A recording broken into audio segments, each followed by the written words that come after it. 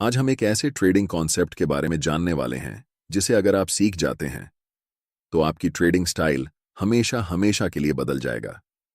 Technical analysis के जन्मदाता Charles डॉ ने ईयर 1900 में एक थ्योरी दिया था, डॉ थ्योरी, जिससे लोग एक्चुअली मार्केट को प्रिडिक्ट कर सकते थे कि आगे क्या होने वाला है।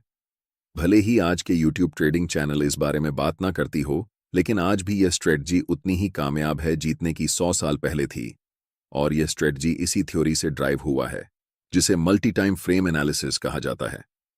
इस वीडियो में मैं आपको समझाऊंगा कि कैसे आप हायर टाइम फ्रेम से लेकर लोअर टाइम फ्रेम तक चार्ट्स का एनालिसिस कर सकते हैं और अपने ट्रेडिंग डिसीजन को बेहतर बना सकते हैं। तो सबसे पहले समझते हैं कि मल्टी टाइम फ्रेम एनालिसिस होता क्या है। यह एनालिसिस का एक तरीका है जिसमें आप पहले हायर टाइम फ्रेम का एनालिसिस करते हैं और फिर धीरे धीरे लोअर टाइम फ्रेम तक आते हैं।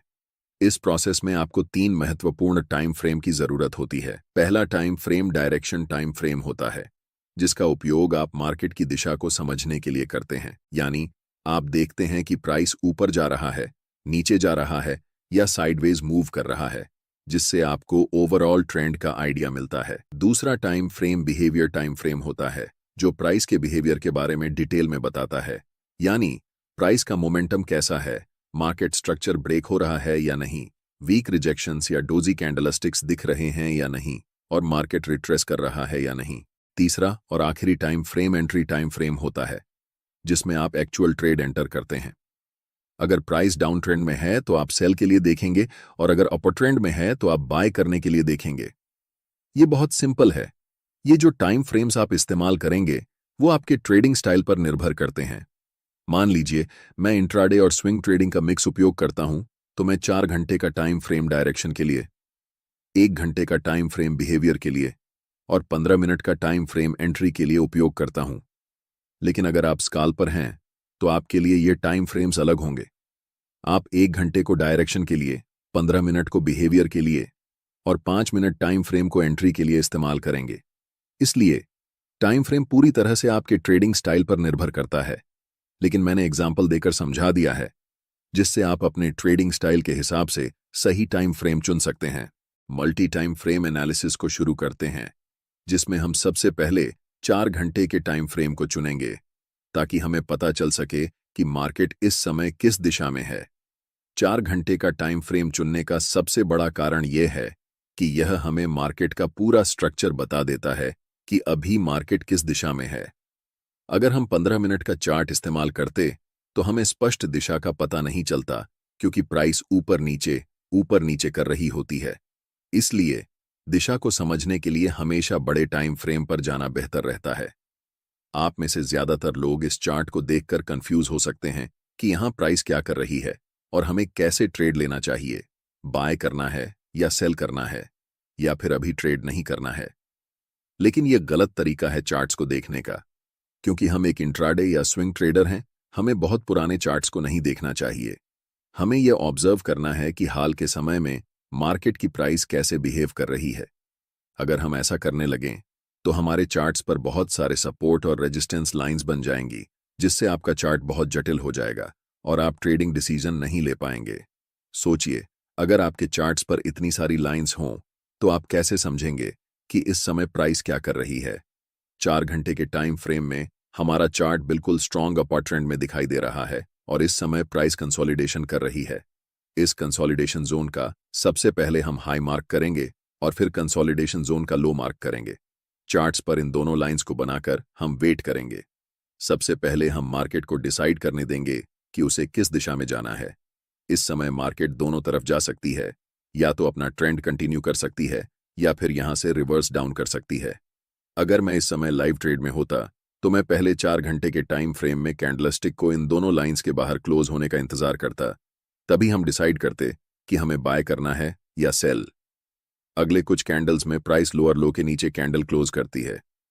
ऐसे समय में ज्यादातर नए ट्रेडर्स सेल पोजीशन में एंटर करते हैं। मैं चाहता हूं कि आप ध्यान से देखें कि इसके बाद प्राइस क्या करती है। अगले ही कैंडल में एक बड़ी ग्रीन बुलिश कैंडल बनती है। अब जो मैं आपको बताने वाला हूं उसे ध्यान से सुने, क्योंकि ये चीज आपकी ट्रेडिंग स्टाइल को हमेशा के लिए बदल सकती है। मैं आपको एक सीक्रेट टिप दे रहा हूं, बिल्कुल फ्री में। अभी चार्ट्स 4 घंटे के टाइम फ्रेम में हैं और हम देख सकते हैं कि ये एक स्ट्रॉन्ग अप ट्रेंड है। लेकिन जैसे ही हम चार्ट्स को 1 घंटे के टाइम फ्रेम में बदलते हैं तो हमें दिखता है कि प्राइस धीरे धीरे नीचे की तरफ जा रही है। और जब हम 1 घंटे के टाइम फ्रेम को 15 मिनट के टाइम फ्रेम में बदलते हैं तब हमें चार्ट्स पर एक स्ट्रॉन्ग डाउन ट्रेंड दिखता है। ये बात आपको कंफ्यूज कर सकती है कि 4 घंटे के टाइम फ्रेम पर प्राइस अप ट्रेंड दिखा रही है, लेकिन 1 घंटे और 15 मिनट के टाइम फ्रेम में प्राइस डाउन ट्रेंड शो कर रही है। ऐसा क्यों हो रहा है, इसे समझिए। जब प्राइस 4 घंटे के टाइम फ्रेम में थी तो लास्ट कुछ कैंडल्स में प्राइस रिट्रेसमेंट या पुलबैक ले रही थी। इसी पुलबैक को छोटे टाइम फ्रेम में देखने पर यह हमें डाउन ट्रेंड जैसा दिखाई देता है। एक बात हमेशा याद रखें, हायर टाइम फ्रेम हमेशा छोटे टाइम फ्रेम के ट्रेंड से ज्यादा मजबूत होता है। इस सिचुएशन में 4 घंटे का टाइम फ्रेम 1 घंटे के टाइम फ्रेम से और 15 मिनट के टाइम फ्रेम से भी ज्यादा स्ट्रांग होगा, और 1 घंटे का टाइम फ्रेम 15 मिनट के टाइम फ्रेम से स्ट्रॉन्गर होगा। इसीलिए हम ट्रेड भी उसी डायरेक्शन में लेंगे जिसमें बड़े टाइम फ्रेम का ट्रेंड चल रहा हो। चूंकि 4 घंटे के टाइम फ्रेम का ट्रेंड अप ट्रेंड है, इसलिए हम बाय पोजीशन बनाने वाले हैं। अभी चार्ट्स 15 मिनट के टाइम फ्रेम में हैं और इस चार्ट्स में हमें तुरंत बाय ट्रेड में एंट्री नहीं करनी है, क्योंकि प्राइस का मोमेंटम अभी भी डाउन साइड की तरफ ही है। पहले हम वेट करेंगे कि प्राइस 15 मिनट के टाइम फ्रेम में बियरिश से बुलिश ट्रेंड में शिफ्ट हो जाए, तभी हम बाय पोजीशन में एंट्री करेंगे।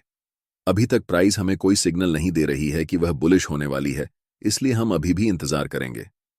प्राइस इस लेवल को रीटेस्ट करने आती है, लेकिन पूरी तरह से ब्रेक नहीं कर पाती और फिर से नीचे चली जाती है। ऐसा दोबारा होता है, जिससे हमें पता चलता है कि अभी प्राइस साइडवेज हो चुकी है। इस समय बाय पोजीशन में एंट्री करने के लिए यह जरूरी है कि प्राइस इस लेवल के ऊपर क्लोज होकर अप ट्रेंड का स्ट्रक्चर बनाए। अगर हम प्राइस को 1 घंटे के टाइम फ्रेम में बदलते हैं तो हम देख सकते हैं कि अभी तक हमें कोई भी बुलिश सिग्नल चार्ट्स पर नहीं मिल रहा है जिससे हम बाय डिसीजन बना सकें। अगले कुछ कैंडल्स में प्राइस लास्ट स्विंग लो तक आती है और उस पर्टिकुलर लेवल से एक स्ट्रॉन्ग रिजेक्शन लेकर ऊपर की तरफ बढ़ जाती है, जिससे एक बिग ग्रीन बुलिश कैंडल बनती है। प्राइस ने ट्रेंड लाइन को ब्रेक कर दिया है, लेकिन हमें 1 घंटे के टाइम फ्रेम पर ट्रेड एंट्री नहीं करनी है, इसलिए हम अपने चार्ट्स को 15 मिनट के टाइम फ्रेम में बदल रहे हैं। अब हम कह सकते हैं कि मोमेंटम डाउन ट्रेंड से अप ट्रेंड में शिफ्ट हो चुका है और इस समय 15 मिनट के टाइम फ्रेम में मोमेंटम अप है, 1 घंटे के टाइम फ्रेम में मोमेंटम अप है और आखिरकार 4 घंटे के टाइम फ्रेम में भी मोमेंटम अप है। जब इन तीनों टाइम फ्रेम में मोमेंटम एक ही दिशा में होता है, तब समझो कि आपका सेटअप बनकर तैयार हो चुका है और यह किसी जादू से कम नहीं है। हमेशा याद रखें, कभी भी जल्दबाजी में ट्रेड नहीं करना चाहिए। हमें तब तक इंतजार करना चाहिए जब तक तीनों टाइम फ्रेम में प्राइस एक ही दिशा में न हो जाए। अब यहां हम बाय पोजीशन में ट्रेड में एंट्री करते हैं, ठीक इस ज्वाइंट ग्रीन कैंडल की क्लोजिंग पर, जिसमें हमारा स्टॉप लॉस ट्रेंड लाइन के थोड़े नीचे होगा। इस ट्रेड में हमारा टारगेट लेवल 4 घंटे के टाइम फ्रेम का स्विंग हाई होने वाला है, क्योंकि प्राइस ने इसी लेवल से डाउन ट्रेंड की ओर शिफ्ट होना शुरू किया था।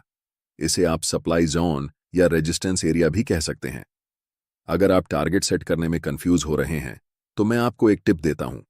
ट्रेड में एंट्री करने से पहले आपको चार्ट्स के लेफ्ट साइड पर ध्यान देना चाहिए और देखना चाहिए कि स्विंग कौन कौन से लेवल पर हैं। जैसे कि लास्ट टाइम ये एक स्विंग हाई है और इससे पहले ये एक स्विंग हाई है, तो हम इस समय 2 टारगेट रख सकते हैं। लेकिन क्योंकि बड़े टाइम फ्रेम में ट्रेंड स्ट्रांग है, इसलिए स्विंग हाई को टारगेट रखना ज्यादा सही रहेगा। और देखो, प्राइस बिना समय बर्बाद किए ऊपर चला गया। अब मैं आपको एक और तरीका बताता हूं कि कैसे इस ट्रेड में एंट्री करनी है। एक टाइम फ्रेम को 15 मिनट से 1 घंटे में शिफ्ट करते हैं। अब प्राइस अपने हाई के आसपास है और अगर आप यहां बाय पोजीशन में ट्रेड एंट्री करते हैं तो आपका स्टॉप लॉस काफी नीचे होना पड़ेगा, जिससे आपका रिस्क रिवॉर्ड रेशियो खराब हो जाएगा। इसलिए हमें तुरंत ट्रेड में एंट्री नहीं करनी है, बल्कि प्राइस को पहले रिट्रेस होने देना चाहिए इस लेवल तक। प्राइस रेड कैंडल बनाते हुए नीचे आती है और इस लेवल को टच करती है, लेकिन आप तुरंत यहां पर एंट्री नहीं ले सकते। अगर आप यहां एंट्री लेते हैं तो आप बस अनुमान लगा रहे हैं कि प्राइस ऊपर जाएगा, लेकिन प्राइस बहुत अनिश्चित होता है। चाहे कितना भी महत्वपूर्ण लेवल क्यों ना हो, वह कभी भी ब्रेक हो सकता है या फिर उस लेवल को रिस्पेक्ट नहीं कर सकता है। इसलिए हम इंतजार करते हैं कि मार्केट पहले कंफर्म हो जाए कि वह किस दिशा में जाने वाली है, उसके बाद ही हम ट्रेड में एंट्री करेंगे। आप अगर अपनी इच्छा के अनुसार ट्रेड करेंगे तो यह एक खतरनाक तरीका हो सकता है। कभी भी मार्केट में सर्वाइव नहीं कर सकते हैं, चाहे आपके पास कितना भी कैपिटल क्यों ना हो। अधिकतम 1 सप्ताह लगेगा और आपका कैपिटल डूब जाएगा। इसलिए हमेशा कंफर्मेशन का वेट करना चाहिए। अब प्राइस को 15 मिनट के टाइम फ्रेम पर शिफ्ट करते हैं। अगर आप देख रहे हैं कि प्राइस अभी भी डाउन ट्रेंड में है, तो हमें कुछ नहीं करना चाहिए। जब तक हमें इस लेवल के ऊपर एक स्ट्रॉन्ग ग्रीन कैंडल के साथ प्राइस क्लोज नहीं कर जाती, तब तक इंतजार करना जरूरी है। एक बार फिर प्राइस प्रीवियस स्विंग लो को ब्रेक करती है और अगले कुछ कैंडल में एक स्ट्रॉन्ग ग्रीन कैंडल बनाते हुए ऊपर की तरफ जाती है और इस लेवल के ऊपर स्ट्रांगली क्लोज हो जाती है। यहां पर एक कारण है कि प्राइस इसी पार्टिकुलर लेवल से रिवर्स क्यों हुआ। जैसे ही हम चार्ट्स को बड़े टाइम फ्रेम पर शिफ्ट करते हैं, तो चार्ट्स के लेफ्ट साइड में एक डिमांड जोन नजर आता है। हम यहां सप्लाई और डिमांड जोन कैसे ड्रॉ करते हैं, इस पर चर्चा नहीं करेंगे क्योंकि मैंने इस टॉपिक पर पहले ही एक डिटेल वीडियो बना दिया है। आप चैनल पर जाकर वह वीडियो देख सकते हैं। मैं चाहता हूं कि आप इस स्थिति को ध्यान से देखें और इसे उस वीडियो से लिंक कर पाएं जो मैंने पहले बनाया है। अब हमारे पास 3 कंफर्मेशन है। फर्स्ट, 15 मिनट के टाइम फ्रेम में ट्रेंड अप है। सेकंड, 1 घंटे के टाइम फ्रेम में ट्रेंड अप है। और थर्ड, 4 घंटे के टाइम फ्रेम में भी प्राइस अप है। हम जानते हैं कि यह सेटअप हमारे लिए एक जादू की तरह काम करता है। इस कैंडल की क्लोजिंग पर हम बाय ट्रेड में एंट्री करेंगे, जिसमें हमारा स्टॉप लॉस कैंडल के लो के पास होगा और take profit next swing high पर होगा।